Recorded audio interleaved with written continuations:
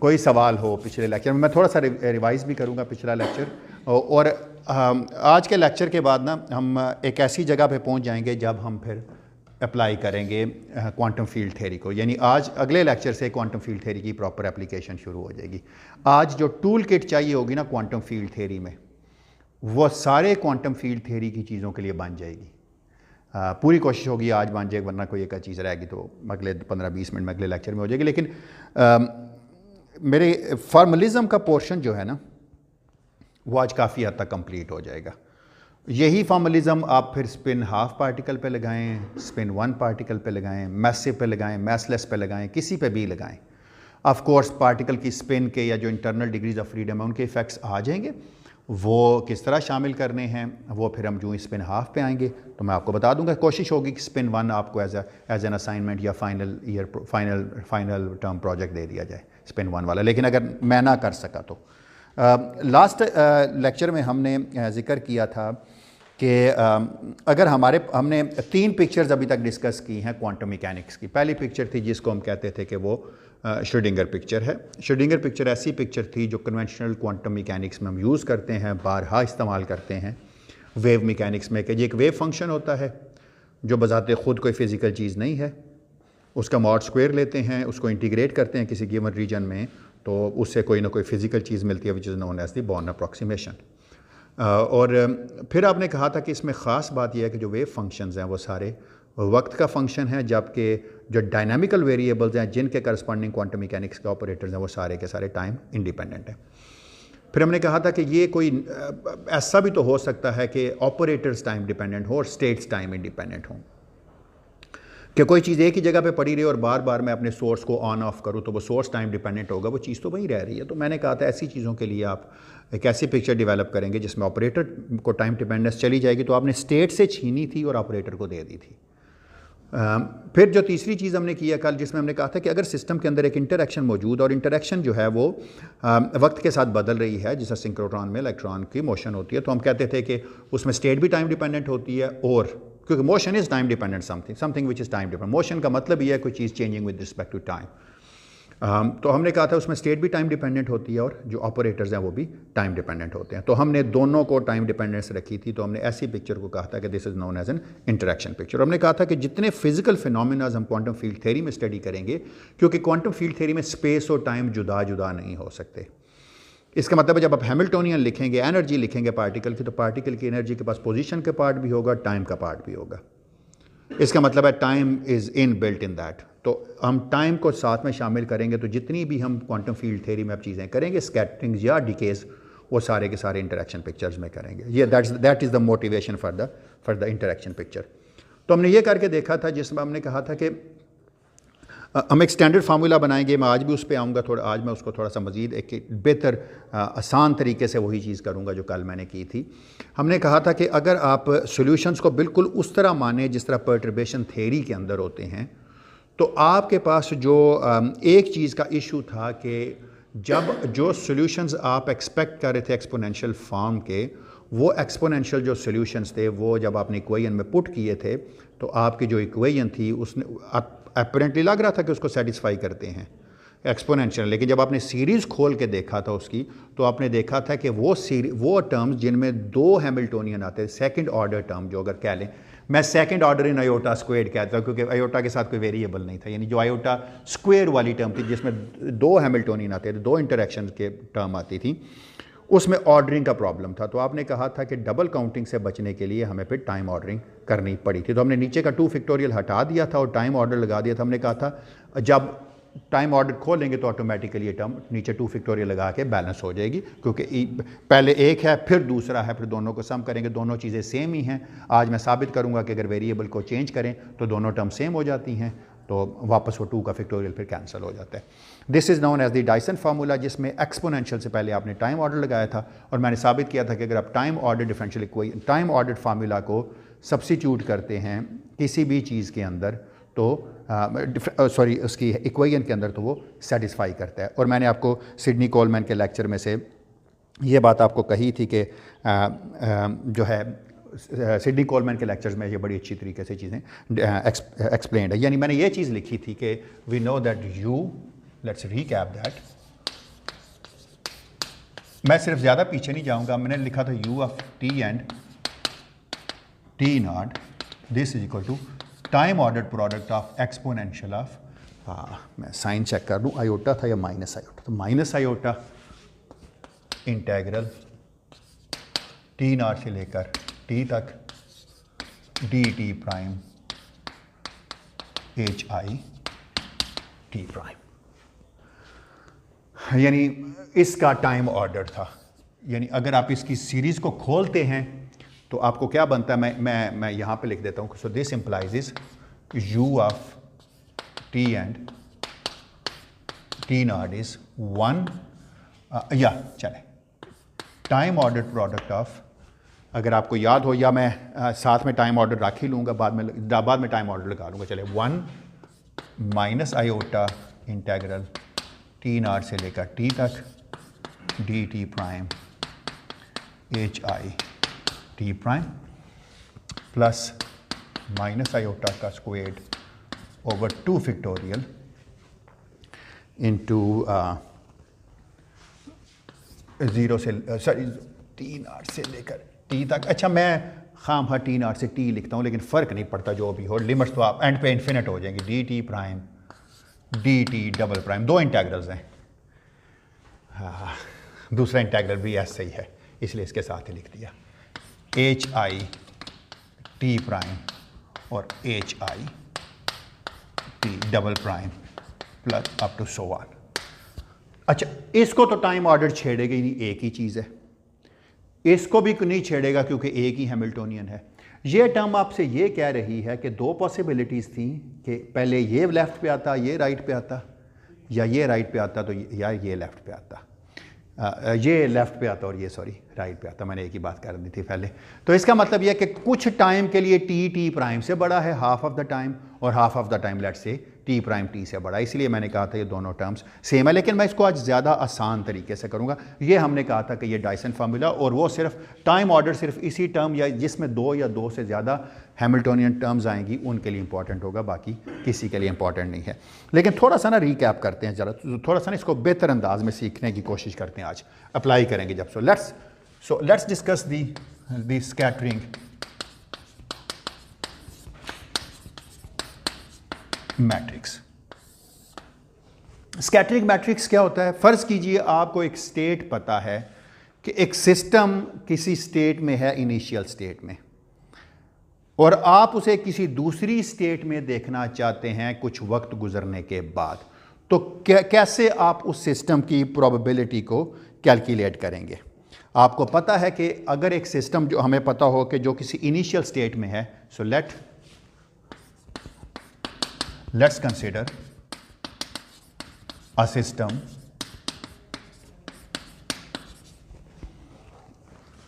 in an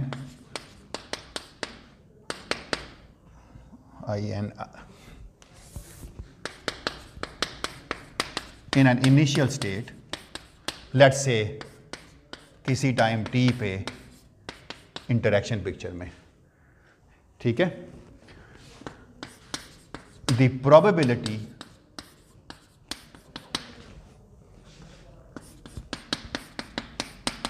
of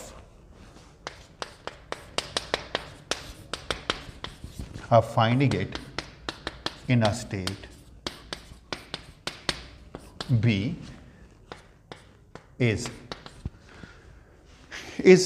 किसी coefficient है C B, उसका मॉड स्क्वेयर्ड होगा किसी टाइम टी पे, और वो कैसे कैलकुलेट करेंगे? C B at any time T, इसका मॉड स्क्वेयर्ड। यही होती है ना प्रोबेबिलिटी। क्यों? क्योंकि आपका सिस्टम किसी स्टेट ए में है, आप उसे प्रोजेक्ट करते हैं किसी स्टेट पे, उसका मॉड स्क्वेयर लेते हैं, तो उस चीज़ की प्रोबेबिलिटी आती है। और यही कॉन्सेप्ट ऑफ सुपरपोजिशन प्रिंसिपल में भी फिर यूज़ करते हैं। तो क्या होगा वो, उसको कैसे कैलकुलेट करूँगा? सी बी, मैं देख लूँ मैं इसकी नोटेशन में ए लिखता हूँ या नहीं लिखता साहब। तो सी बी टी, चलें आसान रखते हैं, छोड़ें, is the inner product of B psi t in an interaction picture। अब अगर इसका मैं मॉड स्क्वायर लूँगा तो मेरे पास प्रोबेबिलिटी आ जाएगी। ये पढ़ी हुई ये चीज़ आपने क्वांटम मैकेनिक्स में, और हमने रिवाइज करके भी देखी है, रिवाइज भी किया था इसको। आप में से किसी को याद है कि साई टी का ताल्लुक साई उससे क्या था? हम psi at any time T in an interaction picture हम निकाल सकते हैं जी psi of T naught in interaction picture. अगर हमें माजी में कोई पता है किसी चीज़ का तो हम उसे मुस्तकबिल में निकाल सकते हैं। किसी को याद है किस चीज़ से? With the help of a unitary operator. ऐसे निकालते हैं ना आप इसको। इसका मतलब है ये क्या करेगा, टी नॉट पे जो चीज़ है उसको लेके टी पे चला जाएगा। Where U is a unitary operator. कैसा ऑपरेटर था? Where U at T naught and T naught is equal to 1। यानी एक वक्त से पकड़े और उसी वक्त पे ही रखे, तो इसका मतलब है ऐसा ऑपरेटर सिर्फ एक ही हो सकता है, वो आइडेंटिटी है। तो अगर एक ही वक्त पे टी और टी नॉट रख दें, यानी टी नॉट रखें यूनिटरी ऑपरेटर में, तो वो 1 है। इससे पता चलता है कि एक्सपोनेंशियल ऑफ 0 बन जाता है सम हो। आयोटा या नॉन आयोटा के तो फ़र्क नहीं पड़ता। इसका मतलब है अगर आप इसको कल एक इक्वेशन आपने लिखी थी, वो क्या थी? Schrodinger equation iota D by D T Sai T in an interaction picture is क्या था? किसी को याद है कल टाइम डिपेंडेंट श्रोडिंगर इक्वेशन जो थी? एच, हाँ बोलो, एच आई, कोई चीज़ कम लिखी है मैंने यहाँ पे? क्या लिखा है कम? वक्त। हाँ, क्योंकि एच आई जो था ऑर्डिनरी श्रोडिंगर इक्वेशन जो श्रोडिंगर पिक्चर में थी, उसमें और इसमें जो फ़र्क है वो सिर्फ और सिर्फ ये है कि यहाँ interaction Hamiltonian is a function of time. शाबाश, इसका मतलब आपको याद है। अच्छा, अगर इसको यहाँ सब्स्टिट्यूट कर दें तो क्या होगा? Iota D by D T of u of t and t naught psi t naught in an interaction picture, this is equal to h I of t, ठीक है ये चीज़, into u of t and t naught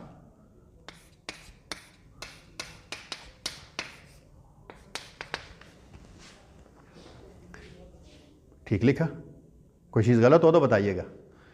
अच्छा, ये equation उतनी ही ठीक है जितनी ये ठीक है। Iota D by D T of U of T and T naught, this thing is equal to H I of T, ये चीज़ U of T and T naught. क्या हुआ? इसमें कोई टाइम डिपेंडेंस नहीं है, सारी की सारी डायनामिक्स जो है वो अब यहीं लिख दी गई है। ये होल्ड करता है किसी भी आर्बिट्रेरी साई नॉट के लिए। लाजमी नहीं है कि आप एक साई नॉट रखें, आप कोई भी साई नॉट रख सकते थे, यहां पर आपकी अपनी चॉइस थी। यानी अगर ये इक्वेशन होल्ड करती है तो इसका मतलब है इसके दोनों तरफ अगर आप कोई वेव फंक्शन भी लगाएंगे तो उसके लिए भी ये होल्ड करेगी, बशर्ते कि वो वेव फंक्शन जो है वो इस टाइम का हो। इस टाइम का होगा तो फिर प्रॉब्लम है। क्यों प्रॉब्लम है? फिर आपको स्विच करना पड़ेगा चीज़ों को और आपको प्रोडक्ट रूल लगाना पड़ेगा और एक्स्ट्रा टर्म्स आ जाएंगी जो कि यहाँ पर मौजूद नहीं है। ऐसी चीज़ें आती हैं गेज थ्योरी जब आप यूज़ करते हैं। आप एग्जैक्टली आप फेज़ डालते हैं, फेज़ के बाद जब डिफरेंशियल लेते हैं तो प्रॉब्लम आ जाता है, वो फेज़ हर जगह घुस जाता है। फिर आप कहते हैं अब इसको ख़त्म करना है, तो फिर ख़त्म करने के लिए कुछ हीले बहाने शुरू कर देते हैं। ठीक है, क्लियर है? तो इसका मतलब ये हुआ कि इस इक्वेशन को कोई डिफरेंशियल इक्वेशन को रीड कर सकते हैं आपके लिए। इसमें जितनी यू की डायनामिक्स है वो सिर्फ और सिर्फ इंटरएक्शन हैमिल्टोनियन में पड़ी हुई है, स्टेट का कोई लेना देना नहीं है इस चीज़ से। क्योंकि डिफरेंशियल इक्वेशंस क्या करती हैं? आपको बताती हैं अगर सिस्टम यहाँ पे है आगे कैसे होगा, how the system is changing with respect to the independent variable. यहाँ पर इंडिपेंडेंट वेरिएबल टाइम था, तो इसका मतलब ये डायनामिकल इक्वेशन है you of T T not की, जिसका ताल्लुक सिर्फ और सिर्फ इंटरएक्शन हैमिल्टोनियन से है, जिसका ताल्लुक स्टेट से है ही नहीं है। जो मर्जी स्टेट हो उसे कोई फ़र्क नहीं पड़ेगा। ठीक है, यही यहाँ पर आर्बिट्रेरीनेस का मतलब है। यानी इनिशियल स्टेट ऑफ सिस्टम की कोई भी लेके चले, कोई भी लेके चले, यानी इनिशियल स्टेट सिस्टम की टी नॉट की बजाय T2 लिखते तो यहाँ T2 आ जाता, यहाँ T2 आ जाता। HIT का तो कोई फ़र्क नहीं, तो फाइनल टाइम किसी पे डिपेंड कर रहा है ना, तो इसलिए इसे कहा जाता है this equation holds for all sort of initial states. कोई भी इनिशियल स्टेट रखेंगे यहाँ पर उसका जवाब आ जाएगा आपके पास। अच्छा, आपको थोड़ी देर पहले मैंने श्रोडिंगर इक्वेशन में वापस लेके जाता हूँ आपको ज़रा मैं, लेकिन उससे पहले एक और चीज़ कर लेते हैं ताकि जो कल चीज़ें की थी वो रिवाइज हो जाएं सारी ही। साई टी इन इंटरएक्शन पिक्चर किसके बराबर था? You of T and T not. अच्छा चलें, अगर मैं ये कर दूँ Sai of T and T prime, आप में से कितने लोग मेरे साथ एग्री करते हैं कि ये भी ठीक लिखा है मैंने? टी प्राइम इनिशियल टाइम है ना, उससे पकड़ा टी पे ले आया। इसमें से मेरे साथ कितने लोग एग्री करते हैं?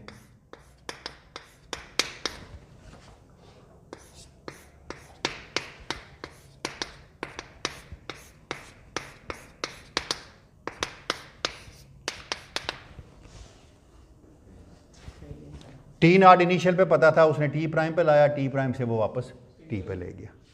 इसको मैं डायरेक्टली भी तो लिख सकता था ना, ऐसे करके this is equal to U of T and T naught psi of T naught in interaction picture. Directly भी तो लिखा जा सकता था ना।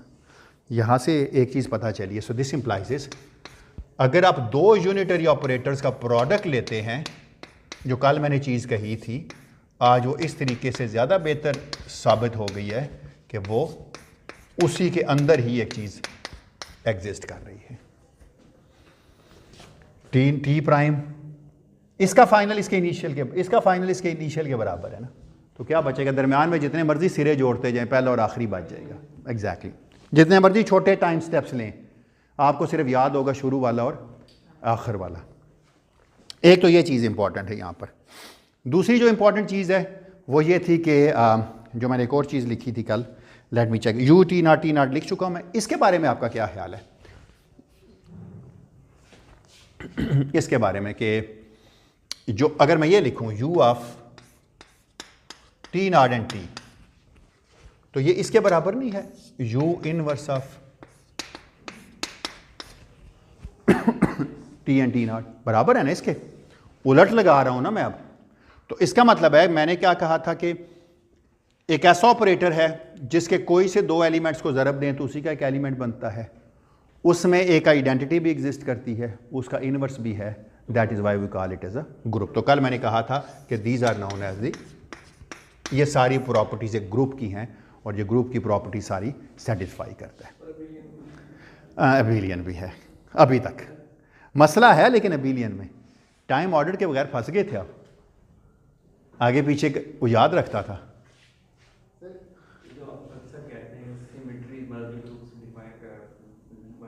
सिखाते हैं तो सिमेट्री से शुरू करते हैं, तो मतलब ये कह सकते हैं कि जो कनेक्शन ग्रुप और सिमेट्रीज में है वही कनेक्शन है जो वेक्टर स्पेस और वेक्टर्स में है। ग्रुप्स जनरल हो सकते हैं, वेक्टर स्पेस भी जनरल हो सकते हैं, ऑब्वियस एग्जांपल वेक्टर। लेकिन देखें, मैथमेटिकली ग्रुप के फिजिक्स में आपको सिमेट्रीज चाहिए होती हैं, मैथमेटिकली शायद आपको एक स्ट्रक्चर चाहिए होता हो। तो मैथमेटिकली ग्रुप इतनी कन्फाइंड चीज़ नहीं, वो आप कुछ भी लिख सकते हैं।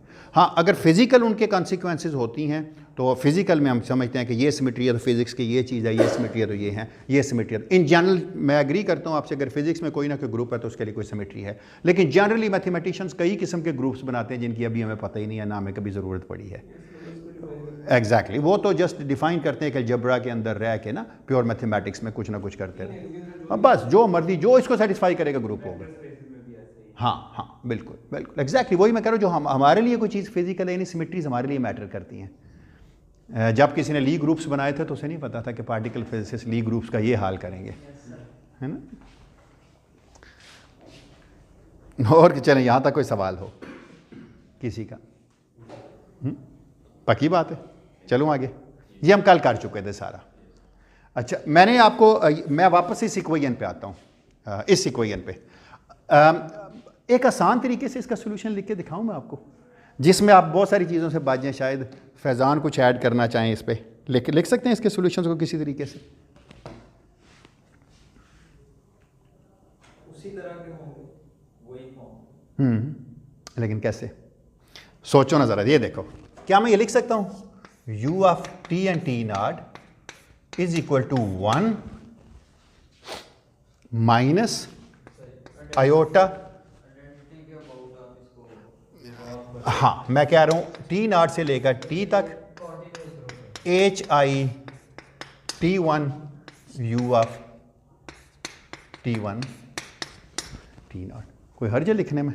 मेरा तो ख्याल है मैंने ठीक ही लिखा होगा, और मुझे इसको इंटीग्रेट भी करना था डी टी वन पे। कुछ मैंने गलत तो नहीं लिखा? अगर आप इसको इंटीग्रेट करें, अगर आप इसको इंटीग्रेट करें, डिफरेंशिएट करें सॉरी, तो वापस यही जवाब नहीं आ जाता? क्या किया आपने? इसको डिफरेंशिएट करेंगे, 1 का डिफरेंशियल 0 है, माइनस आयोटा इस आयोटा के साथ मिलके +1 दे देगा। डी बाई डी टी का मतलब अंदर लाएंगे इसको डी बाई डी टी, ठीक है, क्योंकि इंटीग्रल के से सरफेस टर्म्स आ जाएंगी तो H I F T U F T N T naught आ जाएगा। कितना आसान सा काम हो गया है ना। इसी वजह से सर इसको मतलब प्रोपेगेटर भी कहते हैं, यू ऑफ टी। अब तुम और मुश्किल मेरी ज़िंदगी कर रहे हो, प्रोपेगेटर क्या गया ना। क्योंकि सर जो मैं पढ़ता हूँ उसमें इसको एग्जैक्टली प्रोपेगेटर लेके चलते हैं। एग्जैक्टली क्योंकि टाइम ऑर्डर आता है, और प्रोपेगेटर के लिए मैं बता चुका हूँ कि वैसे चीज़ें नहीं बता सकते आप, कोई चीज़ लाइट कौन से बाहर गई है या अंदर है, unless and until you define a time order. तो टाइम ऑर्डर दे के आपको, अब मैं बताता हूँ क्यों ये चाहिए होता है। अच्छा आप देखें, यू से चले एक नए यू में घुस गए, आप क्या करेंगे? दोबारा खोल लेता हूँ मैं इसको, है ना। Exactly this is N iterative method. Iteration आप करते हैं, बार बार बार बार इटरेशन होती है। ये एक सोल्यूशन अगले में पुट करते हैं, फिर सोल्यूशन दाईं तरफ आ जाता है, फिर उसकी जगह नया पुट करते हैं, फिर दाईं तरफ आ जाता है, लेकिन हर दफ़ा अपने साथ साथ और टर्म्स लिए आता है। हाँ हाँ क्योंकि इसका ये फ़ायदा है सबसे बड़ा कि जहाँ तक मर्जी प्रोपिगेट करा लें, आपने बताना है किधर लेके जाना है। जब तक आप उसे, अच्छा इसमें इसकी एक फिजिकल चीज़ है, जब तक आप किसी पार्टिकल को डिटेक्ट नहीं करेंगे ना, इट विल कीप प्रोपिगेटिंग। यही मसला है कि आप एंड डिफाइन करें उसका, it will stop at that point जब आप उसे डिटेक्ट करेंगे। और इसी पे मैं आऊँगा अभी। अच्छा चलें, क्या इसकी जगह आप में से कितने लोग एग्री करते हैं कि मैं ये लिख सकता हूँ, u of T and T naught, this thing is equal to 1 minus iota T naught से लेकर t1 dt1 hi t1, ओ सॉरी लिखा मैं बोला dt1 है, लिखा प्राइम है। इसकी जगह u की जगह वापस मैं ये पुट कर देता हूँ 1 माइनस आयोटा। अब मैं इस तरह करता हूँ dt2 पुट कर देता हूँ, और क्या करता हूँ मैं, इंटीग्रेट में टी नॉट से लेकर टी, इनिशियल मेरे लिए इंटीग्रेशन मैटर नहीं करती, वो जो मर्जी हो जाती। मैं क्या लिख सकता हूँ यहाँ पर, H I T two U, अब क्या लिखूँ आप बताएं यहाँ पर, बस t1 की जगह ये नहीं। अब फिर गुस्सा है इधर, इसका मतलब अगर मैं इसको खोलूं तो क्या बन गया, ये 1 माइनस आयोटा टी नॉट से लेकर t1 dt1 hi tu1 plus minus iota का स्क्वायर्ड। दो इंटीग्रेशन है, मैं लिमिट्स नहीं लिख रहा, मुझे पता है, अंडरस्टूड है कि क्या है, dt1 dt2 hi t1 hi t2 u of t2n। फिर इधर गुस्सा है। अब क्या करूं मैं इसका, मैं इस तरह करता हूं ना, इसको हटा ही देता हूं अब और लिख देता हूं plus up to so on and so forth. क्यों? हर दफा फिर मैं इसकी जगह u की जगह 1 प्लस पुट करूंगा, अगली आ जाएगी, ये पहली टर्म बन जाएगी, फिर आगे u आ जाएगा, फिर हर दफा u को 1 1 1 1 रखता जाता हूं, अगली टर्म लिखता जाता हूं। हर एग्जैक्टली थक जाते हैं हम ना, है ना, कभी इधर है ना, जिस तरह आप यूनिवर्सिटी क्लास में आए तो दिल नहीं करता सीधा सीधा आने का, आप कभी उधर जाते हैं कभी उधर जाते हैं, लेकिन आना आपको यहीं पड़ता है अल्टीमेटली, है ना। तो छोटे छोटे टाइम स्टेप्स लेके आप पहुंच जाते हैं। तो ये छोटे छोटे टाइम स्टेप्स, रास्ते में एक दोस्त से मिले, दूसरे से मिले, तीसरे से मिले, चौथे, जितने जितनों से मिलेंगे उतने उतने टर्म की इंटरेक्शन टर्म्स आती जाएंगी, अपनी ज़िंदगी मुश्किल करते जाएंगे आप। ठीक है, क्लियर है या नहीं? अच्छा, हाँ, मैं बस एक चीज़ मैंने यहाँ गलत लिखी थी, यहाँ टी होना चाहिए था, क्योंकि यहाँ टी था ना, ये गलत लिख दिया, तो कोई बात, लेकिन खैर नो प्रॉब्लम। और मैं इस टर्म को देखता हूँ, सिर्फ इस वाली एक टर्म को देखें, बाकी किसी को देखने की ज़रूरत नहीं है आपको, या चलें बाद में देख लेते हैं, फिलहाल अभी तो इसको एंजॉय करते हैं ना, है ना, क्योंकि मैं कह रहा हूँ कि ये 0 से लेकर टी था, सॉरी 0 नहीं यार, टी वैसे लिखना 0 ही चाहिए था, और ये T0 से लेकर T1 तक, वैसे लिखना 0 ही चाहिए था, जान छूट जाती। बिल्कुल, हमें 0 वैसे ही पसंद है। अच्छा, अब हम एक चीज़ ये करेंगे कि ये हम कल कर चुके थे, अब आपने देखा माइनस एटा स्क्वायर की टर्म भी आई है। अगर मैं इसके साथ टाइम ऑर्डर लगा दूं तो नीचे 2 फैक्टोरियल लगाऊंगा, देखिएगा कैसे, क्योंकि हाफ ऑफ द टाइम वो एक तरफ जाएगा, हाफ ऑफ द टाइम में मैं कह रहा हूं कि वो आधे टाइम के हाफ में T1 T2 से बड़ा और आधे टाइम के हाफ में T2 T1 से बड़ा होगा। मैं अभी इस पे आता हूं, लेकिन इससे पहले जो फिजिक्स की सबसे इंपॉर्टेंट चीज़ मैं डिस्कस करना चाहता हूँ, फ़र्ज़ कीजिए अब थोड़ी देर के लिए क्वांटम फील्ड थ्योरी से बाहर आ जाएं। आप हम अस्यूम करते हैं कि यहाँ पर हमारे पास एक सोर्स है जो फोटॉन्स एमिट करता है। अगर कोई चीज़ फोटॉन एमिट करती है तो हम ये कह सकते हैं कि वो इलेक्ट्रोमैग्नेटिक रेडिएशन का सोर्स है, और इलेक्ट्रोमैग्नेटिक रेडिएशन जहाँ चार्ज देखती हैं लड़ पड़ती हैं, इंटरेक्ट कर लेती हैं उससे ना। फ़र्ज़ कीजिए एक पार्टिकल बहुत दूर था, और ये मान के चलते हैं कि हमने शील्ड किया हुआ है किसी तरीके से इलेक्ट्रोमैग्नेटिक रेडिएशंस को एक रीजन में, जो कि गलत इंटरप्रिटेशन, लेकिन कोई बात नहीं, समझने के लिए कि हद तक ठीक है। अगर एक पार्टिकल बहुत दूर से चल के आया है, इसका मतलब है वहाँ मुझे पार्टिकल की स्टेट पता है, वहाँ वो पार्टिकल एक फ्री स्टेट में है, क्यों, इंटरेक्शन नहीं कर रहा ना कहीं से। जो ही वह पार्टिकल आया एक सर्टेन रीजन में पहुँचेगा, जब तो इंटरेक्ट करेगा, जब इंटरेक्ट करेगा तो उसकी स्टेट चेंज होगी, स्टेट अगर एनर्जी से जानी जाती है तो उसकी एनर्जी चेंज होगी। अगर सिमेट्रीज और भी हैं एनर्जी के अलावा कोई, तो शायद वो भी चेंज हो सकती हों। फॉर एग्जांपल, अगर मैग्नेटिक फील्ड होता तो 2 स्पिन्स लेके आ जा रहा होता, तो 2 पॉसिबिलिटीज़ लेके आ रहा होता, तो मैग्नेटिक फील्ड घुमा के उसे एक ही तरफ ले जाता। तो इसलिए मैं कह रहा हूँ कोई भी इंटरनल चीज़ जो पार्टिकल से बिलोंग करती है वो चेंज हुई, जो ही पार्टिकल उसकी विसिनिटी से बाहर निकला वापस वो फ्री हो गया। इसकी मिसाल ऐसे लीजिए, आपका सेमेस्टर शुरू हुआ, बिल्कुल फ्री थे, दरमियान में जो ही सेमेस्टर आया आपको पढ़ना पड़ा, इम्तिहान देना पड़े, उस वक्त आपकी स्टेट चेंज हुई, है ना खाने का मज़ा आता था, ना कुछ काम करने का, हर वक्त लगता था प्रेशर कुकर में, है ना। जो ही वहाँ से निकले, सेमेस्टर ख़त्म हुआ, once again you are free.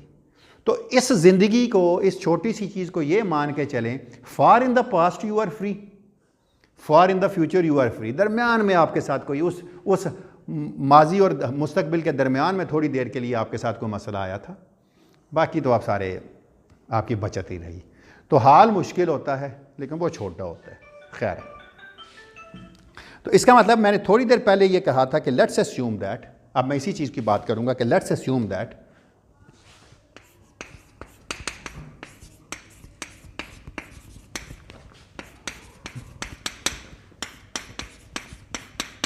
that particle is in some eigenstate of Hamiltonian H0, is in some, is in eigenstate लिखने की, is free in the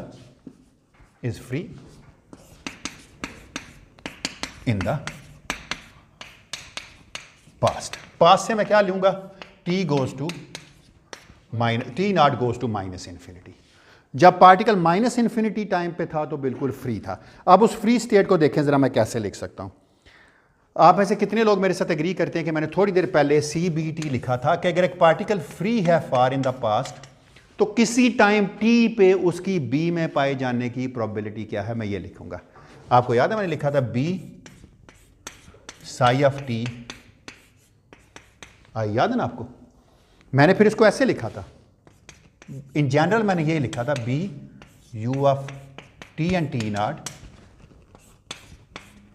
psi of t naught in state I। अभी तक मैंने माजी नहीं डाला इसमें, अब डालूंगा मैं। कितने लोग एग्री करते हैं मेरे साथ कि मैं इसको ऐसे भी लिख सकता हूं, इस वाली चीज़ को, अभी पता चलता है। ठहरें ज़रा,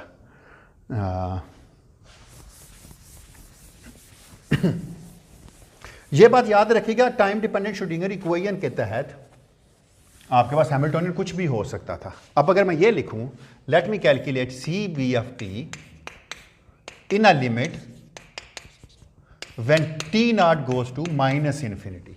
फार इन द पास्ट मैंने अब डाला। आप ऐसे कितने लोग मेरे साथ एग्री करते हैं कि बी यू, अभी तक तो मैंने कुछ नहीं किया ना, टाइम एवोल्यूशन ही लिखी थी ना, इससे कितने लोग एग्री करते हैं?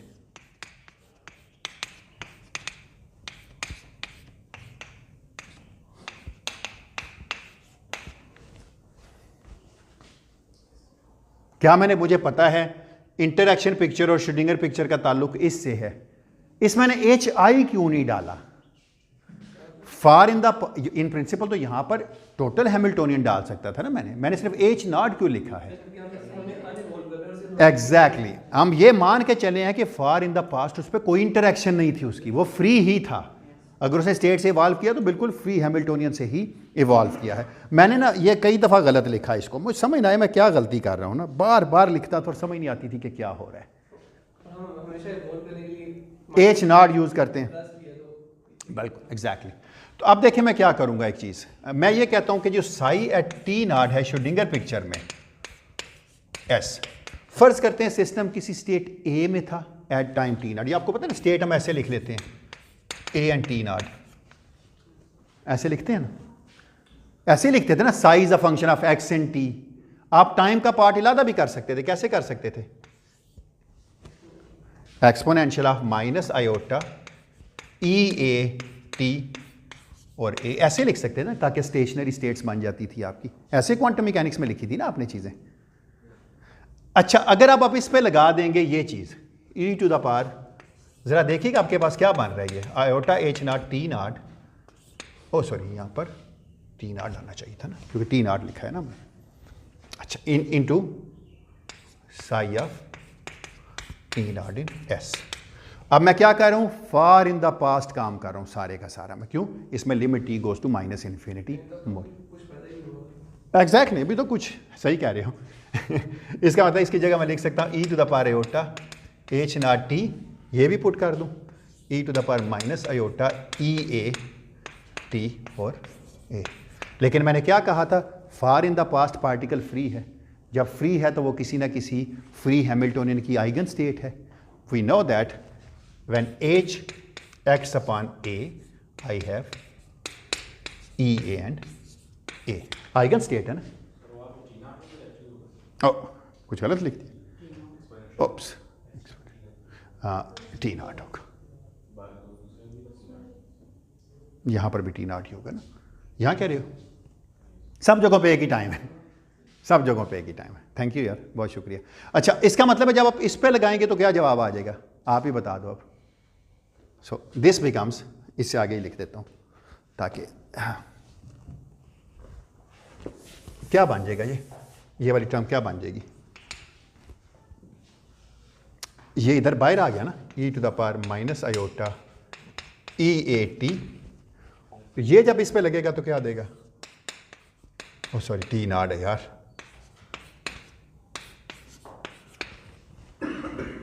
क्या बन गया ये वाली चीज,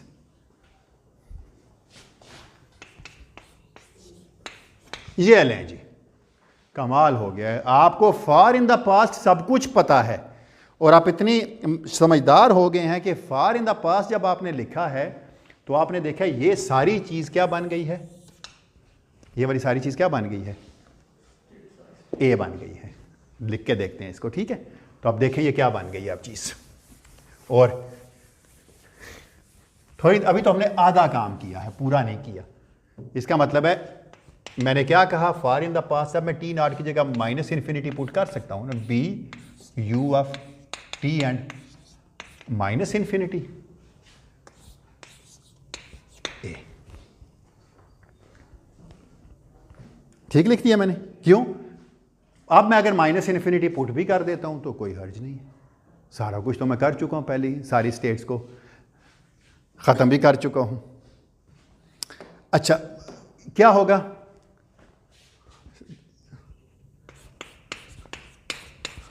the same will happen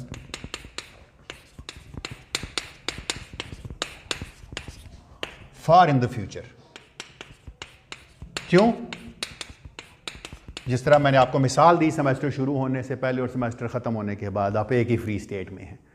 ना बहुत माजी में कोई इंटरेक्शन थी, ना बहुत मुस्तकबिल में कोई इंटरेक्शन होगी। तो इसका मतलब है यानी t गोज टू इन्फिनिट में भी पार्टिकल जो है वो वंस अगेन एक फ्री स्टेट में होगा।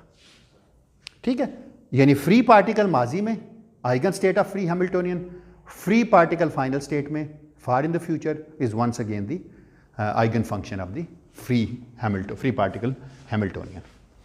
इसका मतलब यह हुआ कि मैं लिख सकता हूं को C B of infinity, C B of T, मैं बेसिकली इसको इन्फिनिटी लिखूंगा for limit T goes to infinity.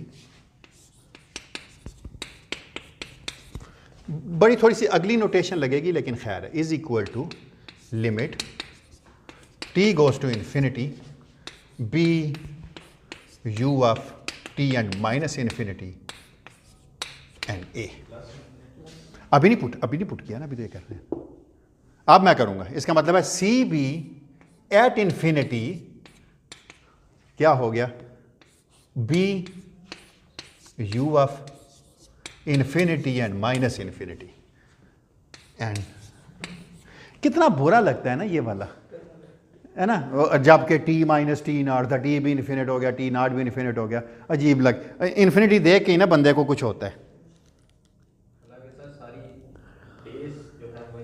बिल्कुल, ये फिजिक्स की सारी बेस यही है। जितने मर्जी एम्पलीट्यूड कैलकुलेट कर ले, अगर यही नहीं पता तो आप उनको इंटरप्रेट कर ही नहीं सकते सही तरीके से। मेरा तो ख्याल है ये पता नहीं तो कैलकुलेट ही नहीं कर सकते। एग्जैक्टली, बिल्कुल। आप क्या है, आपकी हर लम्हे स्टेट बदल रही है, आप अभी कैलकुलेशन करके हटे नहीं है। जब आपने लिखा तो साथ ही कुछ बदल गया, फिर लिखा फिर कुछ बदल गया। आप कहते हैं यार ठहरो, पहले इसको सुकून में तो आने दो। यही चीज़ आप सारी फिजिक्स में करते हैं। इवन जब आप स्टैटिस्टिक्स पढ़ रहे होते थे तो आप कहते थे मुझे नहीं पता इक्विलिब्रियम कब अचीव होगी, लेकिन टाइम नहीं मैं बता सकता, but let it achieve some sort of an steady state, ताकि मैं कुछ ना कुछ इसके साथ कर सकूं। वरना तो हमेशा मुझे फ्लो इक्वेशंस ही लिखनी पड़ेगी, और जब फ्लो इक्वेशन लिखनी पड़ेगी इसके लिए तो आप वापस उस पर जाएंगे, iota D by D T U T naught is equal to H I which is a function of T U of T and T naught. ये अब एक ऐसी इक्वेशन आ गई जिसमें आपके पास कोई टाइम नहीं है, फ्यूचर है और पास्ट है। हाल में क्या हुआ कोई पता नहीं है। और ये है क्या, आपको देख के नहीं लग रहा, अगर केट वेक्टर्स जो हैं हाइजेनबर्ग रिप्रेजेंटेशन के अंदर मैट्रिसेस होते तो ब्रा वेक्टर जो थे उन्हीं वेक्टर मैट्रिसेस की, अगर वो कॉलम होते तो ब्रा वेक्टर जो है वो रो होते।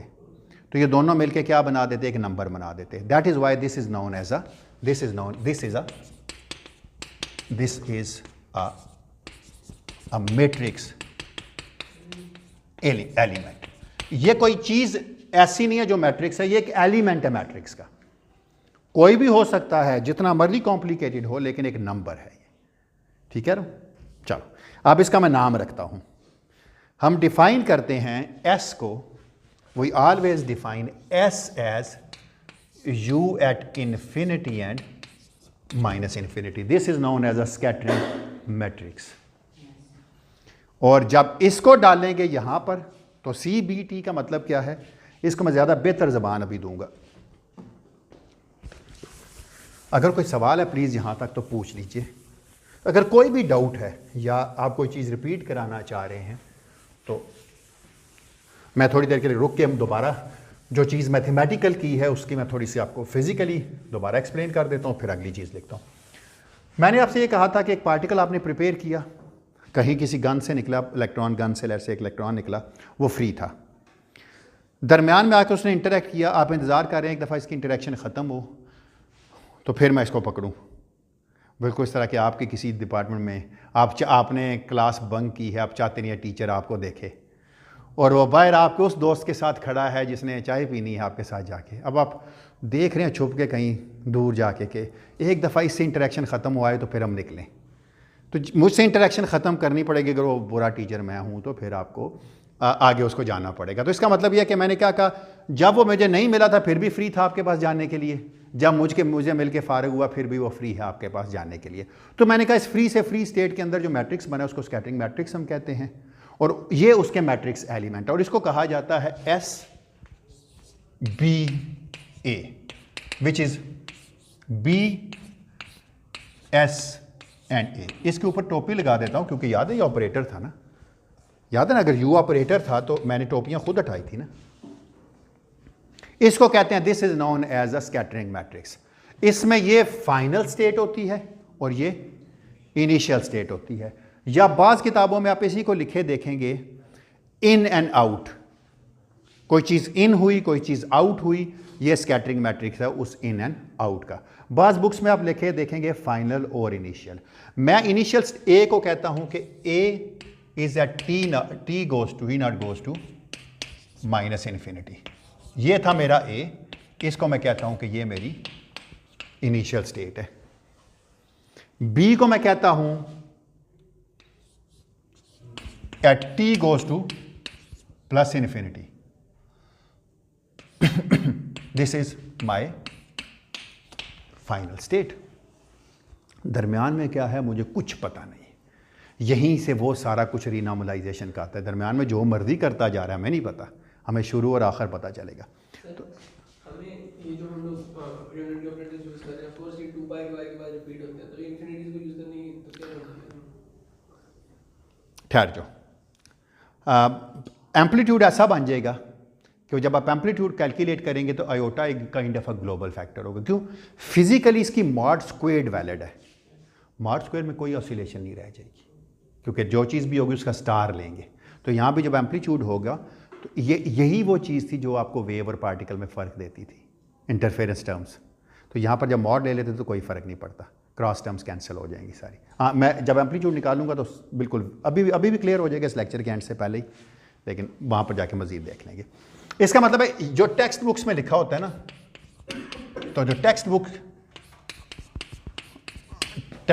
बुक्स में जो चीज़ लिखी होती है वो ये लिखी होती है SFI which is equal to final S hat and initial, ये लिखा जाता है।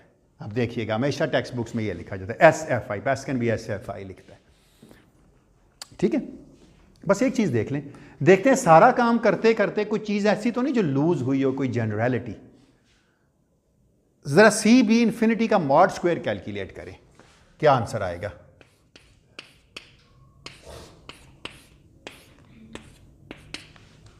क्या करो जी, कौन बताएगा कैसे कैलकुलेट कर सकता हूँ? हाँ, कैसे करूँ? चलो, ये लिखा हुआ है ना, मॉड स्क्वायर का मतलब क्या है? C B infinity, C B infinity, जिसका मर्जी स्टार लेना चाहें, जिसका मर्जी अनस्टार रखना चाहें, आपकी अपनी चॉइस से चले। मैं पहले स्टार लिख लेता हूँ, नंबर ये इक्वली गुड है, लेकिन चलें। तो मैं क्या कर सकता हूँ, जब स्टार लूंगा तो क्या आंसर आएगा? इसका मैंने एस नाम दिया हुआ है ना, तो क्या हो जाएगा? कैट वेक्टर जो है वो ब्रा वेक्टर बन जाएगा, एस के ऊपर डैगर आ जाएगा और यहाँ पर बी आ जाएगा। बिल्कुल ठीक है, बिल्कुल सही है। और ये क्या बन जाएगा? C B F T, B S hat and A. S के ऊपर डैगर डाला ना मैंने? हाँ डाला है, बिल्कुल सही लिखा। अच्छा, अगर मैं टोटल बी निकालूं, सम ओवर ऑल बीस सी बी ऑफ इन्फिनिटी का मॉड स्क्वायर, तो ये टोटल प्रोबेबिलिटी देगा जो कि हमेशा 1 ही होगी। तो इसका मतलब ये आ गया 1 is equal to summation over B A S hat dagger B B S hat A. ठीक लिखा मैंने? एग्जैक्टली। आप में से कितने लोग एग्री करते हैं कि 1 is equal to A S है डैगर? ये समेशन तो मैं यहां भी ला सकता हूं ना, बी वाली, बी बी एस हैट ए। और आपको पता है ये आइडेंटिटी ऑपरेटर होता है। कैसे मुझे पता चलता है? ट्रेस ले लूं तो 1 1 के बराबर आता है।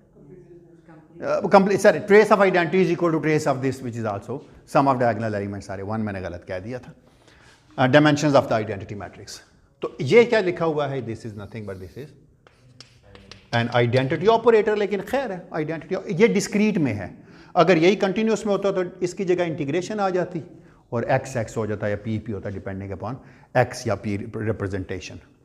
तो इसका मतलब 1 किसके इक्वल आ गया, 1 is equal to A S hat dagger S hat ए।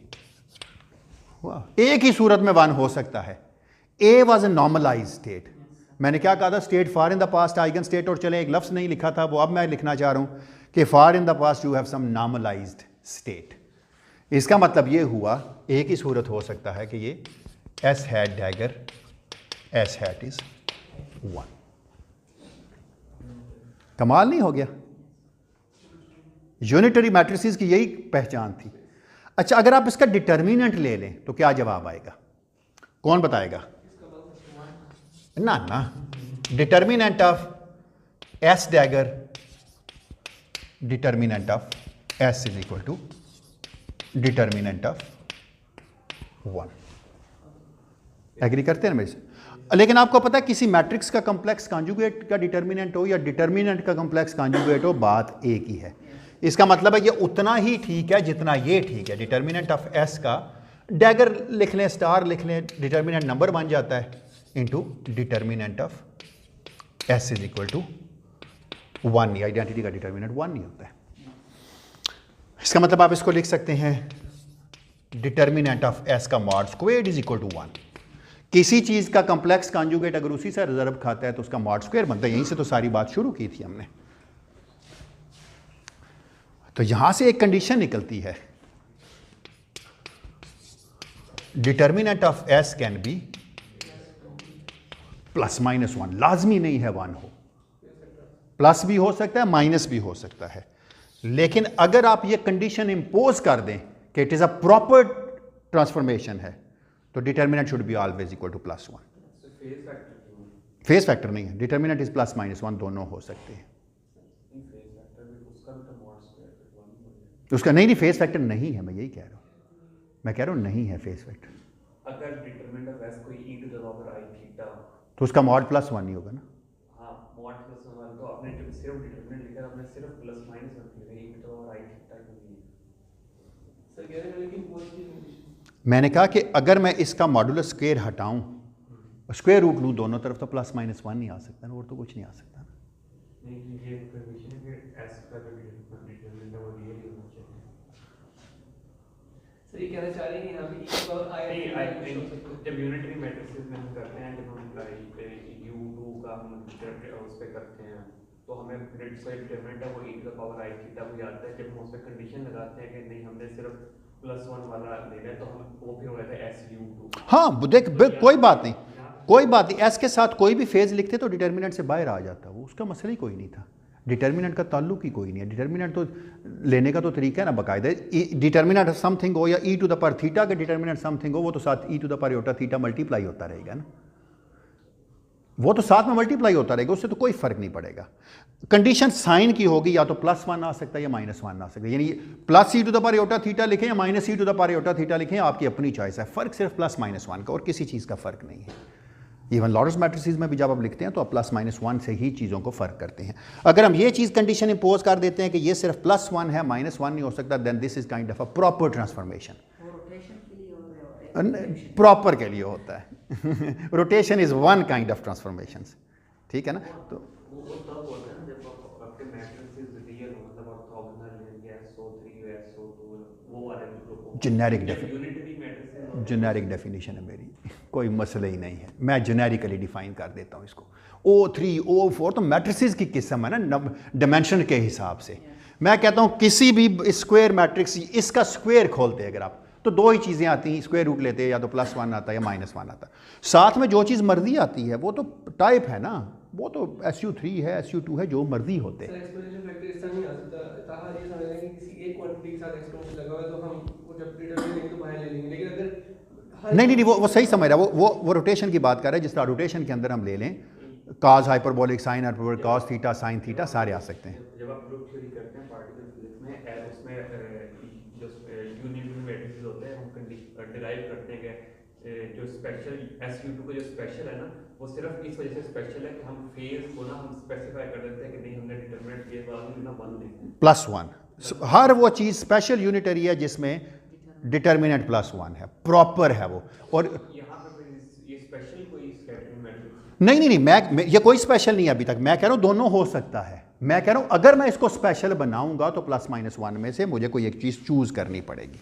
लेकिन फिर वही बता रहा है +-1 में 2 पॉसिबिलिटीज तभी हैं जब एस मैट्रिक्स कोई रियल मैट्रिक्स है, मतलब उसके कॉम्प्लेक्स नंबर नहीं है इसके अंदर। हाँ तो कॉम्प्लेक्स नंबर हो तो फिर +-1 नहीं, फिर e टू द पूरा एक फेज। कोई बात नहीं, मैं अगर आयोटा बाहर होगा तो e⁻π लिख लूंगा, मेरा क्या जाता है, या e⁻π/2 लिख लूंगा, मुझे आयोटा का तो मसला कोई नहीं है ना। तो जो यूनिट जो वहाँ पे भी हम इसी तरह काम करते हैं, लेकिन इसलिए करते हैं कि जो रोटेशन होती है, मतलब कि वो sp2 मैट्रिक्स एक साइड पे sp2 मैट्रिक्स दूसरी साइड पे, तो फेज बेसिकली कैंसिल हो जाते हैं। तो यहाँ पे हम ये बता सकते हैं कि कौन से हाँ मैट्रिक्स एलिमेंट है ना, मैट्रिक्स एलिमेंट में वो और उसका डैगर आते हैं। जब भी आप कोई फिजिकली चीज़ कैलकुलेट करेंगे आप a⁻² कैलकुलेट, आप ये कैलकुलेट नहीं करेंगे फिजिकली आप ये mod² कैलकुलेट करेंगे और उसमें कोई e⁻π के फैक्टर आते रहे, खत्म हो जाएंगे।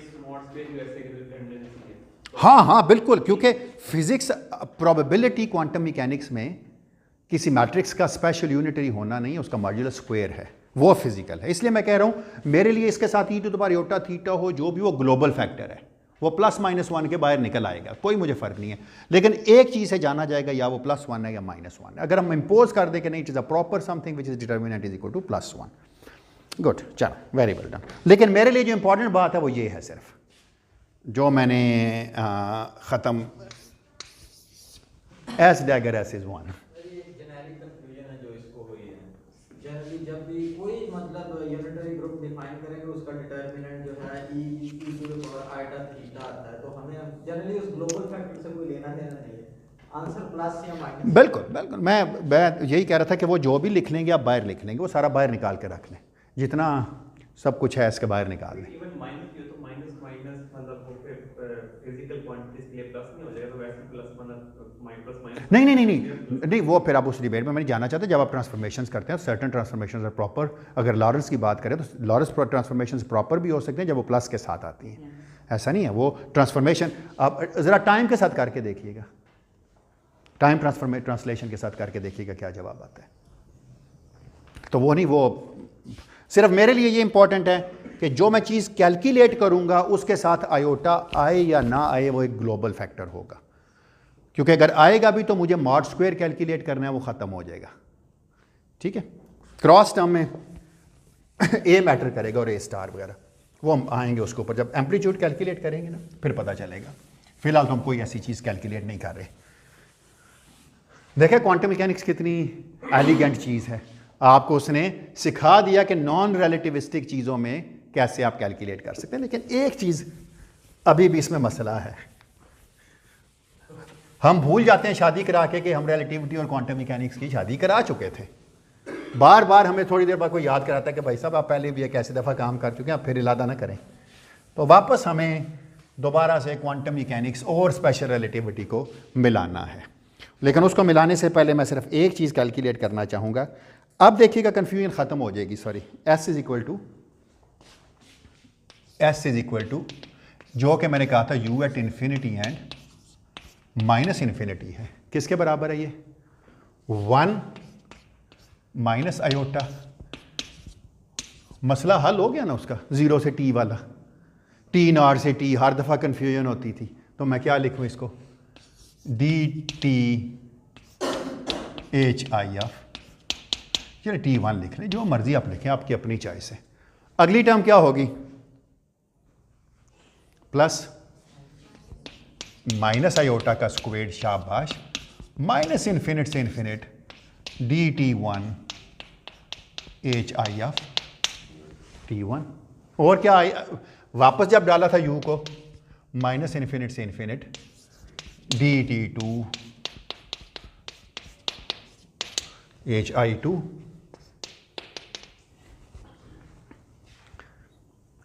फैजान देखी वाली चीज़ आ गई है ना। तो इसका मतलब है क्या? ये है 0th ऑर्डर, क्योंकि इसमें कोई इंटरैक्शन हैमिल्टोनियन नहीं है। This is known as first order, this is known as this is एक इंटरेक्शन हैमिल्टोनियन है फर्स्ट ऑर्डर, 2 इंटरेक्शन हैमिल्टोनियन है second order, third order up to so on and so forth. चलिए ये तो कोई important नहीं है, ये थोड़ी सी देखने वाली है। Let's look at second order term. So let's look at SF2।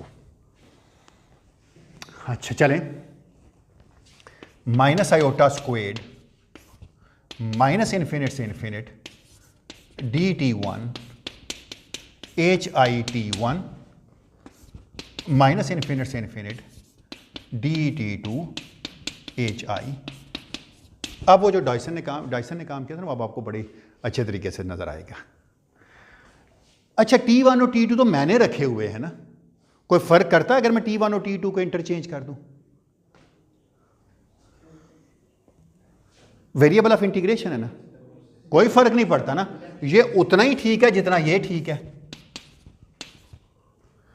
Minus iota का squared dt2 HIT2 minus infinite से इन्फिनिट dt1। इसकी वजह पता क्या है? क्योंकि अब आप लिमिट माइनस इन्फिनिट से इन्फिनिट कर चुके थे, ये उतना ही ठीक है जितना ये है। इसे कैसे जान छुड़ाई जा सकती है? कैसे मैं बताऊं कि कौन सा टाइम है भाई? एक ही सूरत है, मुझे ये लग रहा है कि इसमें कोई चीज़ ऐसी है जो डबल काउंट हो रही है, क्योंकि पहले मैंने T1 रखा फिर T2 रखा, ऐसे भी हो सकता था पहले T2 रखता फिर T1 रखता। तो यही कमाल डायसन ने किया था, उसने कहा था छोड़ें भाई, ये कर दें। SF2 is equal to minus iota का square over 2 factorial minus infinite से इन्फिनिट dt1 माइनस इन्फिनिट से infinite dt2 time ordered of HIT1 HIT2।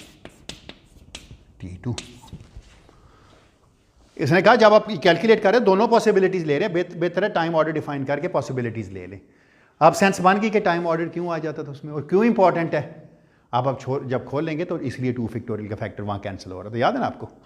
हमने कहा डबल काउंटिंग हो रही है, ये टर्म और वो टर्म जो मैंने कल आपको कहा था प्रूफ करेंगे ये सेम है, आज मैंने उसको खुद ही बता दिया कि नहीं, हमने कहा सही बात करने के लिए एक्सपोनेंशियल के बाद टाइम ऑर्डर लगाना था। 2 फैक्टोरियल ख़त्म नहीं किया था वहाँ पर भी हमने कहा था, याद नहीं, आज मैंने यहीं से तो शुरू किया है, बाय टाइम ऑर्डर लगाया था। जब मैंने कहा था कि हाफ ऑफ द टाइम वो T0 से बड़ा है, अगले हाफ में T1 T2 से छोटा है और अगले में T2 जो है वो T1 से छोटा है। याद है शुरू मैंने आज लेक्चर यहीं से किया था ना। तो ये टाइम ऑर्डर की सेंस है। बस अब तो कोई मुश्किल रह ही नहीं गई यार। अब आपको जनरल लिख सकते हैं। सो इन जनरल आप में से मुझे कोई लिखा सकता है इसी को देख के, how I can write SN? यार अच्छा लगता है देखने, मैंने कहा ना सेकंड टर्म देखने में अच्छी लगती है। माइनस आयोटा बोलें शाबाश, minus iota to the power n over, लगता है कोई आइडेंटिकल चीज का फैक्टर आ रहा है ना 2 थे तो आइडेंटिकल था, 2 फैक्टोरियल आ गया, इनटू माइनस इन्फिनिट से इन्फिनिट dt1 माइनस इन्फिनिट से infinite dt2 up to so on and so forth, time ordered of HIT1 HIT2।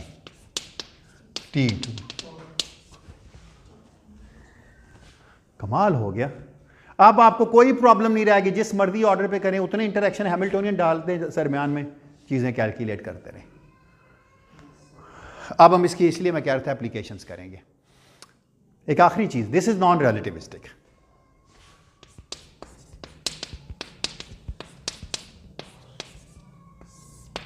How to calculate the relativistic version of it?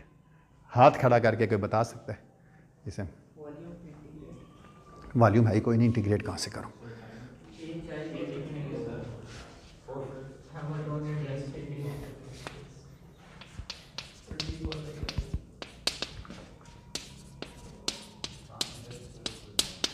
एक escape है हमारे पास यहाँ से कि हम किस तरह रिलेटिविस्टिक में ले जाएं इसको, है ना, निकल के यहाँ से।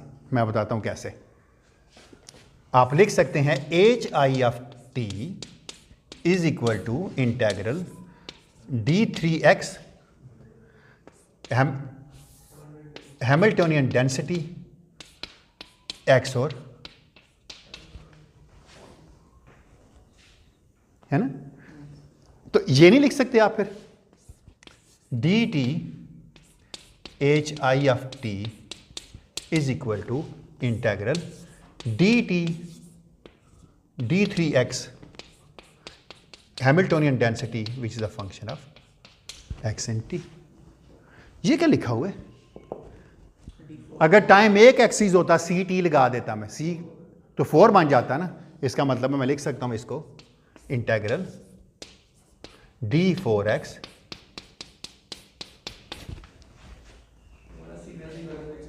C1 है तो एंड ऑफ द डे वापस वही चीज़ बन गई। कितना अच्छा हो गया ना। चले गए रिलेटिविटी में, लिख दें अब आप एस एन। तो क्या करना है एस एन को लिखते हुए मुझे?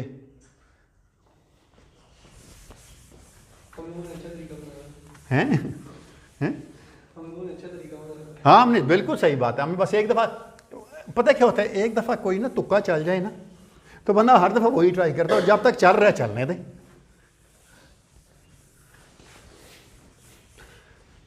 हम एक ही बहाना लगा के चले जाते हैं ना, जब तक बहाना चल रहा है चलने देते हैं, जब नहीं चलेगा नया सोचेंगे। तो क्या आंसर होगा फिर इसका अब एस एन का? S of N is minus iota to the power N over N factorial. अब हो जाएगा d4x1, लिमिट को छोड़ें अब, d4x2 है तो माइनस इन्फिनिटी से इन्फिनिटी ना। चलें लगा लेते हैं ताकि up to so on and so forth. nth order है तो क्या करूंगा मैं, कहाँ तक लेके जाऊंगा इसको, d4xn टाइम ऑर्डर ऑफ, यहां पर भी वैसे मुझे लिखना चाहिए था dtn, शायद आप में से किसी ने बोला भी था, और यहां h i tn। हाँ नहीं, वो मैंने यहाँ बंद कर दिया था ना एन लिख के। सो टी आई बिल्कुल सही कह रहे हो। H I x1 H I hamiltonian densities हैं ये सारी, up to so on H आई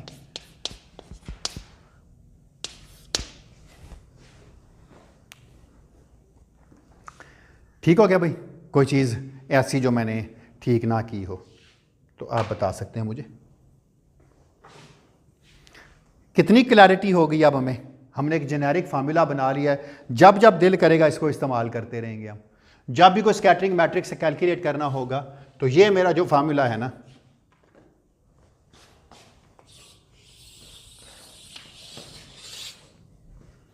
इसको मैं इसलिए डिब्बे में बंद कर रहा हूं, ये मेरी क्वांटम फील्ड थ्योरी है सारी, इससे जानी जाएगी, इस एक फार्मूला से। बाकी सारा कुछ यहां पहुंचने के लिए हमने किया है। इसके लिए आप डिब्बे में डाल के रख लें, आगे काम आएगी। किसी का कोई क्वेश्चन हो यहाँ तक? सर मेरा आगे की एक बात है, इससे आगे की वो यार इस मुस्तकबिल से आगे कोई मुस्तकबिल नहीं, चलो लेकिन फिर भी पूछ लो। सर इसके आगे जब हम विक थ्योरम करेंगे और इनको सारे पॉइंट फंक्शंस की फॉर्म में लिख देंगे भैया, तो इसकी एक एक्सप्रेशन बनेगी। मतलब फर्ज करें हमने 2 पॉइंट फंक्शंस की फॉर्म में से लिख दिया nth ऑर्डर पे, तो एक एलिमेंट हमारे पास बन गया है। अब मैं इसका कंपैरिजन कर रहा था LSG रिडक्शन फार्मूला से। उसमें भी मतलब अगर इसी nth ऑर्डर का मैं लिखूं, nth ऑर्डर पॉइंट फंक्शन आएगा, n पॉइंट फंक्शन आएगा और एक डिफरेंशियल n डिफरेंशियल ऑपरेटर्स आते हैं। बिल्कुल। मतलब कंपैरिजन में ये है कि उसका आंसर इसके आंसर में सिमिलर चीजें आएंगी। बिल्कुल यही है ना? बिल्कुल। देखते हैं, चलो मैं इस तरह करूंगा, मैं कोशिश करूंगा कि इस कोर्स में अगर ना भी कर सके ना तो मुझे आप याद करा देना, मैं LSG फार्मूला पे आपको 2 लेक्चर्स दे दूंगा, ठीक है ना, क्योंकि वो बड़ा इंपॉर्टेंट फार्मूला है ना। तो वो मैं उस पे ना वो, क्योंकि अभी वो बातें बिल्कुल हवाई लगती हैं।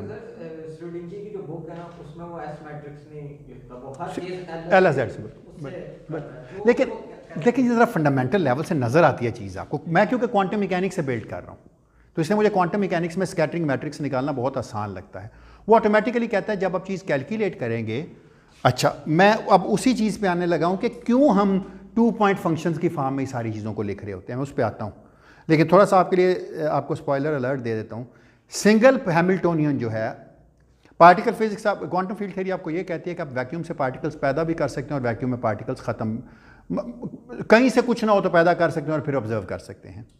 लेकिन मैंने पता है वैक्यूम में अगर मैं सिंगल हैमिल्टोनियन लगाऊंगा तो क्या होगा, वैक्यूम की एनर्जी आएगी। मैं उसी पे आने लगा हूँ अब, और वो तो हमारे किसी काम की नहीं है। इसलिए मिनिमल जो फंक्शन आपको चाहिए होगा वो 2 पॉइंट चाहिए होगा, और ऑड टर्म्स वैसे ही नहीं आएंगी, सिर्फ इवन आएंगी। तो 2, 4, 6, तो इसलिए वो LSZ ही लिखता है हमेशा, ठीक है ना। तो मैं अभी उस पर लेकिन मैंने क्रक्स बता दिया तुम्हें कि क्यों है। लेकिन अभी मैं इसमें तो ऑड टर्म्स भी आ सकती हैं ना, लेकिन हम देखेंगे ऑड टर्म्स वैनिश कर देंगे। ये नहीं भी करेंगे तो टैडपोल डायग्राम्स दे देंगी और हम कहते हैं वो सारी ज़ीरो हो जाती है। ये भी वैसे ही बातें ज़िंदगी में कैलकुलेट मैंने भी कभी नहीं की, इसलिए खैर बस आप 2 पॉइंट फंक्शन को इस तरह याद रख लें जिसमें 2 हैमिल्टोनियन आते हैं। 1 सिंगल है जिसमें 1 आते हैं, 3 पॉइंट इसमें 3 आते हैं, वगैरह वगैरह। इस तरह करके याद रख ले अभी तक। खैर कोई बात नहीं, जब गलत होगा तो उस तरह याद रख लेंगे जिस तरह सही है। कोई क्वेश्चन प्लीज़ अगर हो या कोई कमेंट करना चाहें आप तो कर सकते हैं। क्यों भाई, सब ठीक है? अभी तक है, आगे भी खैर रहेगी। अच्छा, थोड़ा सी देर वैक्यूम की बात करते हैं ना, क्योंकि कुछ नहीं है, चलें वो क्या है, कुछ ना होता तो खुदा होता है। तो अभी तो दूसरा मिसरा मुझे आता नहीं, इसमें जो आता है मैंने पढ़ दिया। कुछ ना होता तो वैक्यूम होता, और वैक्यूम से आपको बिग बैंग पे कोई इतराज़ नहीं था, हैं? किस चीज़ से कराया था? वो ना जो शेर व शायरी रखते हैं वो गालिब को बता सकते हैं, मुझे तो नहीं आता क्या है। पापा जा डुबोया मुझको होने ने, ना होता मैं तो क्या होता है ना, मुझे फिर क्या थी गर्ज, जो मर्जी होता। तो खैर कोई बात नहीं, मैं वैक्यूम को डालता हूँ। तो अगर मैं वैक्यूम से वैक्यूम देखूँ, मुझे एक बात पे हम सबका कंसेंसस है कि वैक्यूम बिल्ट इन नॉर्मलाइज्ड है। एक ऐसी स्टेट है जिसको नॉर्मलाइजेशन के लिए आपको कोई एफर्ट नहीं करनी पड़ी। आप ये मान के चले थे the vacuum is perfectly normalized. और दूसरा आपको ये पता है कि अगर आप A ऑफ K को लगाएं वैक्यूम पे, ये 0 होता है, दिस इज फॉर ऑल, सारे K के लिए, किसी एक K के लिए नहीं, फॉक्स स्टेट्स में हर K के लिए, for every K and for all Ks, जो मर्जी क्या ले। वैक्यूम की एनर्जी लास्ट टाइम मैंने कैलकुलेट की थी, आज मैं बताऊंगा आपको। उसमें एक मसला मैंने पिछली दफ़ा आपको बताया था, उसमें एक्चुअली एक नहीं 2 मसले थे। मैं आपको वो बताता हूँ। आपको याद है हमने क्या कहा था कि अगर आप वैक्यूम की एनर्जी कैलकुलेट करें क्वांटम फील्ड थ्योरी में, तो 0 दिस इज नॉर्मलाइज्ड, ये बात आपने याद रखनी है। 0 H हैट एंड 0, ये किसके बराबर था? 0 D3K। बताइएगा अगर मैंने कुछ गलत लिखा तो। K0 A of K vector, A dagger of K vector plus A dagger of K vector, A of K vector into 0। दोनों तरफ वैक्यूम स्टेट लगा दी ना। इस टर्म का ऑर्डर बड़ा अजीब सा है, इसको उलट लेते हैं। हमें पता है कि इसको हम ये भी कर सकते हैं कि this is equal to 0 integral D3K K0 over 2। इसकी जगह हम लिख सकते हैं A dagger of K vector, A of K vector plus the commutation of AK and A dagger के लिख सकते हैं ना जब भी, क्योंकि हमें पता है ये 0 नहीं है। A dagger minus A dagger A is equal to this thing plus A dagger of K vector A of K vector times 0। Agree करते हैं इस बात से भी? यस। अच्छा, ये तो 2 टाइम्स हो जाएगा ना, लिख के रख लेते हैं, लिखने में क्या हर्ज है। तो इसका मतलब है इसके 2 पार्ट बन गए। सो this is 0 into d3k k0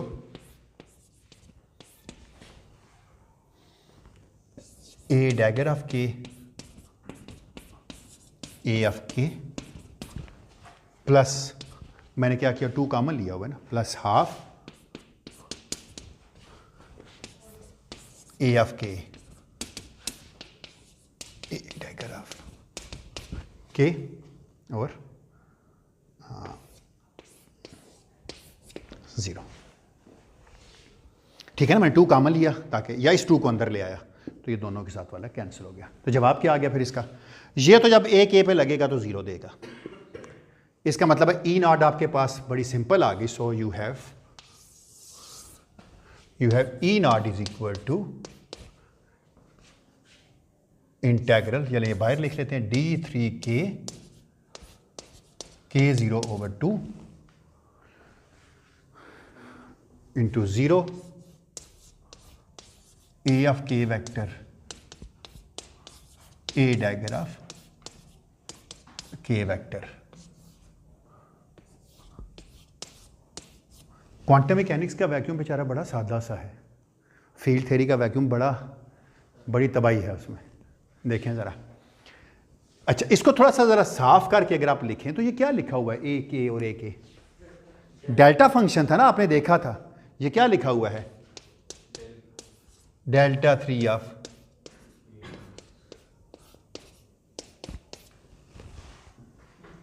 ओहो, ये तो बड़ा मसला बन गया, डेल्टा 3 ऑफ 0, लेकिन ये एक मसला है।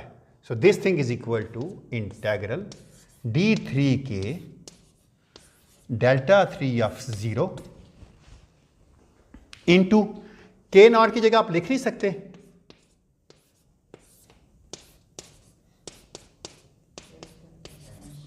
क्योंकि क्लाइंट गॉर्डन इक्वेशन का सॉल्यूशन था ना। सो यहां पर 2 मसले हैं भाई, के की लिमिट है, अगर माइनस इन्फिनिट से इन्फिनिट आपको अच्छी लगे ना तो 0 से इन्फिनिट है, फिर इन्फिनिटी है, के एक बहुत बड़ा हो सकता है एम से। सो दिस हैज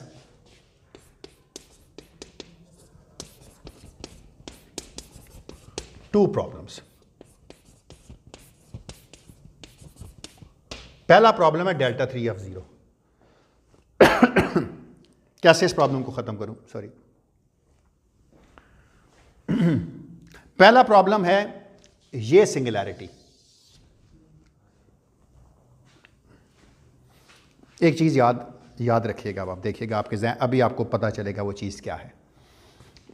आप ये याद रखें कि delta 3 of anything, let's say x क्या होता है, या डेल्टा 3 ऑफ के क्या होता है, जो भी आप कह लें, किसके बराबर होता है? ये डेफिनेशन क्या है इसकी?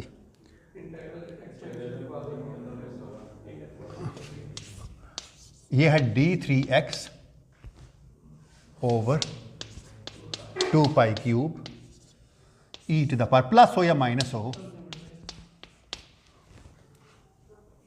इसके बराबर है ना, अगर इंटीग्रेट कर दूं तो। लेकिन मैं क्या करता हूं, मैं ये मान के चलता हूं कि मेरे पास ना, मैं एक काम करता हूं, अपनी लिमिट्स को जो माइनस इन्फिनिट से इन्फिनिट है ना, उनको थोड़ा सा चेंज करता हूं। वो क्या है, मैं उसको ऐसे लिख सकता हूं क्या, कि डेल्टा 3 ऑफ 0, पता या चलें, delta 3 of K in limit K approaches to 0, this thing is equal to minus infinite से लेकर इन्फिनिट तक, या सॉरी माइनस L/2 से लेकर प्लस L/2 तक कन्वेंशन है मेरी, where limit L goes to infinity. लिख सकता हूं ना मैं, लिखा तो मैंने वही माइनस इन्फिनिट से लेकर प्लस इन्फिनिटी है, into d3x over 2 pi cube E to the power iota k dot x for k goes to 0।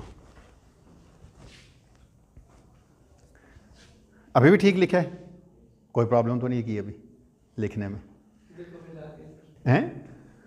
दिल को बहला दिया। हाँ, दिल को बहला लिया, बिल्कुल। इसका मतलब मैंने कहा डेल्टा 3 ऑफ 0 जो है, या चले 2 पाई क्यूब इधर ले आते हैं, ये तो किसी काम का नहीं है ना हमारे पास। ये क्या लिखा हुआ है, e to the power 0 is 1, e to the power 0 is 1, उसका मतलब क्या है, d3 of this one, so this is equal to volume. बेशक माइनस इन्फिनिट से प्लस इन्फिनिट तक हो, मैंने क्या किया, कोई ना कोई वॉल्यूम ले लिया और वॉल्यूम गोज टू इन्फिनिट होगा, कोई बात नहीं, मेरा करने में तो कोई हर्ज नहीं था, क्योंकि d3 of x gives me the volume. बस इन्फिनिटी को एक नाम दे दिया, और ये नाम यहाँ पर हमने पहली दफ़ा नहीं दिया, सारी दुनिया ये करती रहती है, मैं ज़रा भी बता दूँ। इसका मतलब है इस इन्फिनिटी से हम जान छुड़ा सकते हैं कैसे, हम एनर्जी कैलकुलेट ना करें, हम तो कभी पूरा वैक्यूम नहीं देख सकेंगे, हम तो हमेशा कोई ना कोई वैक्यूम का पोर्शन देखते हैं ना, चले कहते हैं जी ये हिस्सा है स्पेस का, ये हिस्सा है, तो instead of an energy let's calculate the energy density which is energy per unit volume. एक इन्फिनिटी से जान छूट गई अब आपकी, वो क्या है, d3 k0 over 2 into k square, oh sorry k0 तो नहीं था ना बाहर, ये नहीं था ना, k square plus m square. तो देखिए आपने एनर्जी डेंसिटी कैलकुलेट कर ली है। अब ये प्रॉब्लम है आपके पास कि अगर इफ, ये हमने पहले ही देखा हुआ है, if k square is much much greater than m squared हो तो क्या होगा, ये बन जाएगा, ये मैंने पहले आपको करके दिया हुआ है। अब दूसरी डिफिकल्टी पे आ रहे हैं। जो दूसरी डिफिकल्टी थी वो यही है कि नाउ यू हैव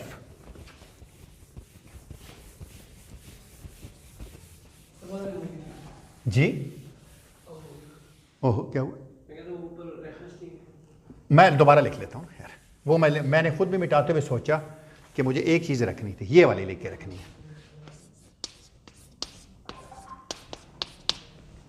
ये मुझे लिख के रखना है, बाकी कुछ नहीं।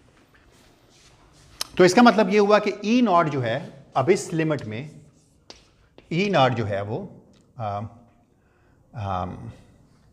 क्या बन गया, 1 और 2 को छोड़ें, उसकी ज़रूरत नहीं है हमें, तो ये बन गया k स्क्वेर्ड डी के,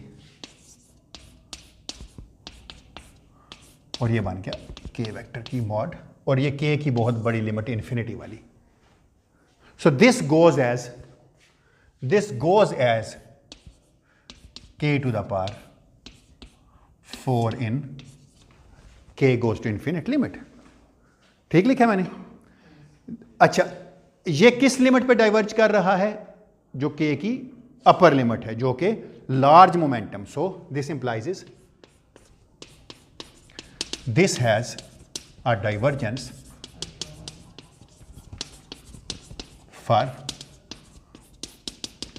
for high momentum, for high P या E कुछ भी कह लें, and this is known as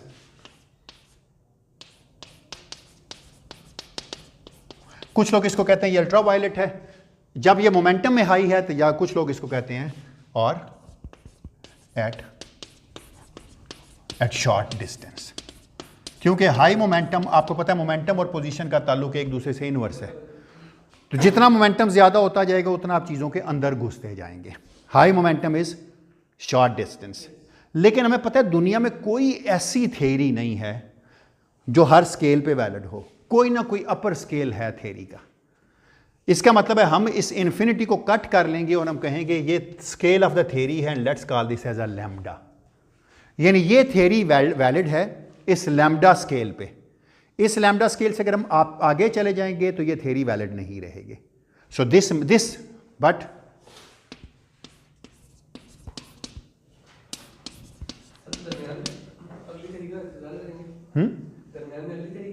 मैं अभी आता हूं इस पे, बिल्कुल मैं इसी पे बात खत्म करूंगा। But this is but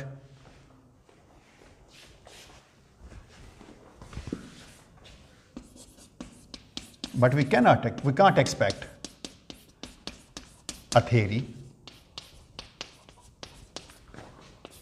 to hold at all scales.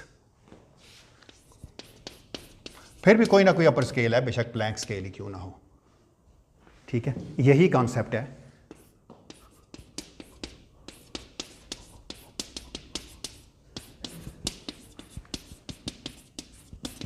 Effective theories का हम ये क्या मतलब मेरा कि कहने का कि कोई ना कोई ऐसा स्केल होगा जिस तक, इवन न्यूटन के लॉ में अगर लॉ ऑफ ग्रेविटेशन देखें तो आप उसमें भी यही कहते थे कि the distance between the centre of the two message, यानी अब पॉइंट मैस मान के चल रहे होते थे, फिर भी दोनों पॉइंट्स को एक दूसरे के ऊपर ही रख सकते थे। क्यों? क्योंकि नेचर में कोई ऐसी चीज़ नहीं एज अ जीरो डायमेंशन। इसका मतलब है कि in built small dimensional scale मौजूद है वहाँ पे भी। से यही कूलम चार्जेस के लिए भी मौजूद है।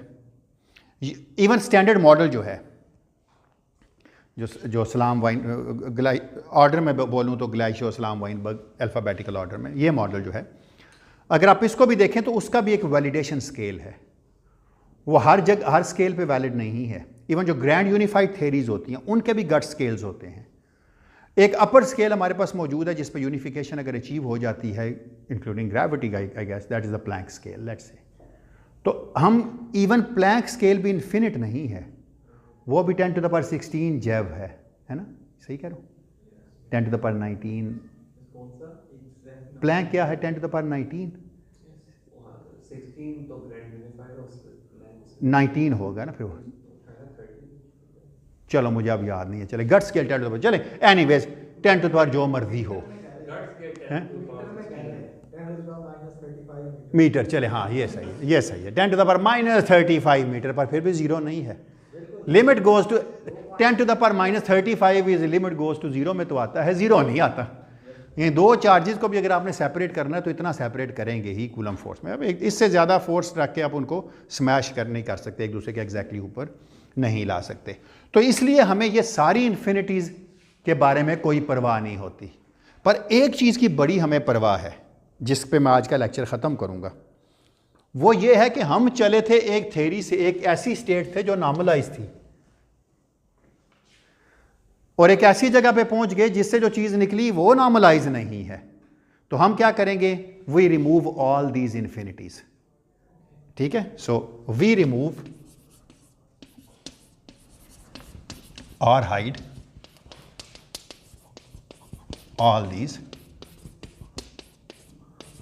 all these infinities, and this is known as,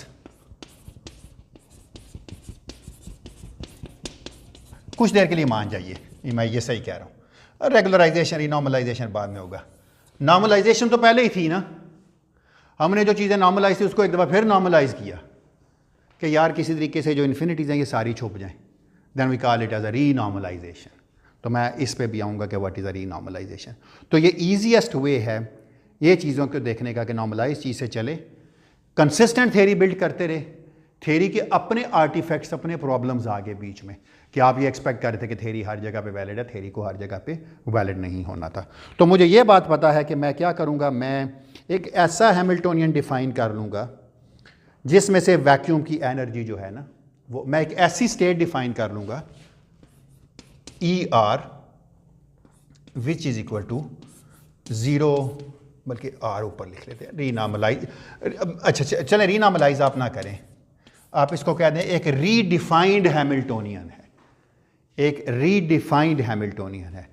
way redefined Hamiltonian मैं पहले आपको बता चुका हूँ, आज की आखिरी इक्वेशन लिख रहा हूँ ये, it is the ordinary Hamiltonian minus the E0।